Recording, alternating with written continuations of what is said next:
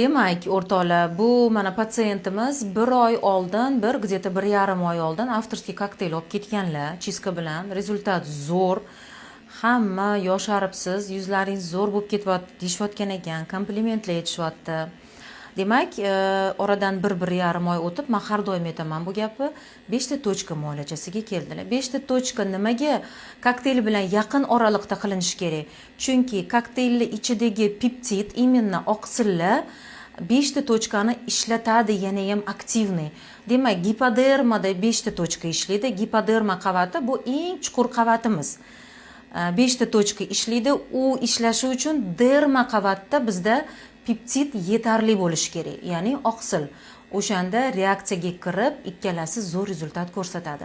Va bularda plus yuzdagi ugridan qolgan rubetslar, chandiqlar bor, ozgina, u ham ancha tekislashibdi kokteyldan keyin.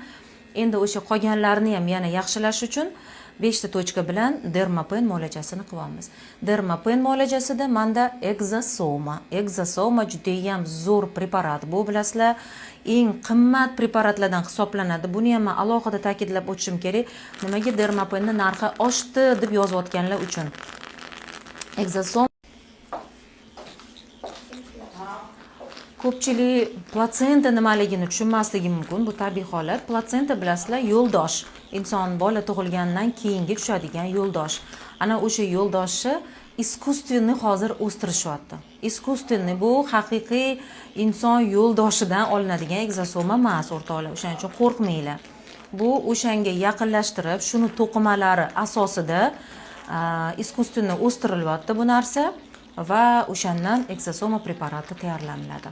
Juda ham qimmat preparat, juda ham sifatli va ishoninglar, bomba rezultatlar beryapti. Dermapen ichida kartrijida 24 ta nina bo'ladi. Bu ninalar bizga kollagenni stimulirovать qilish uchun, teriga yengil travma berish uchun va eritrotsit, trombositlarni chaqirish uchun kerak.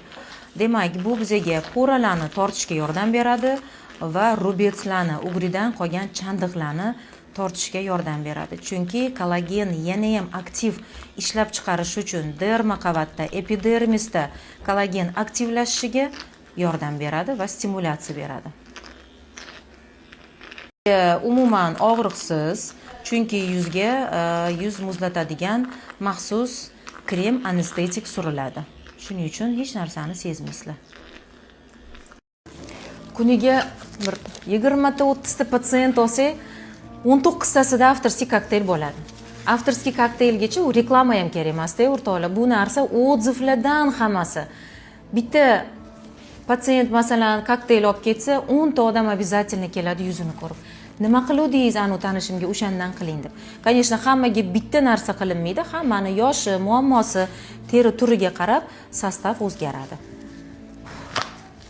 Lekin komponent 80 xil vitamini bor, peptid deysizlarmi, oqsil, mikro-makro elementlar, aminokislota, antioksidantlar, ya'ni allergiya bilan kurashadigan, shlaklarni chiqarib tashlaydigan, immunitetni ko'taradigan, v общем, yoshartiradigan, pitaniya, ozuqa beradigan hamma narsa bor kokteyl ichida.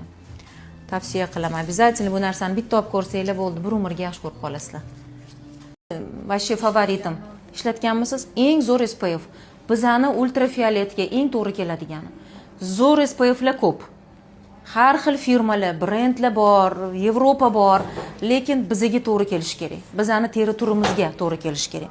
Вот это SPF ga. Endi imkoniyatingiz bo'lsa, bu основной uhodingiz.